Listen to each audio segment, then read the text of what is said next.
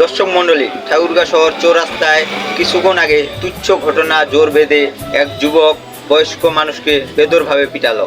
আসলে কেন পিটালো, কি কারণে পিটালো, সেই ব্যক্তিকে চিহ্নিত করে প্রশাসন যেন একটি ব্যবস্থা গ্রহণ করেন।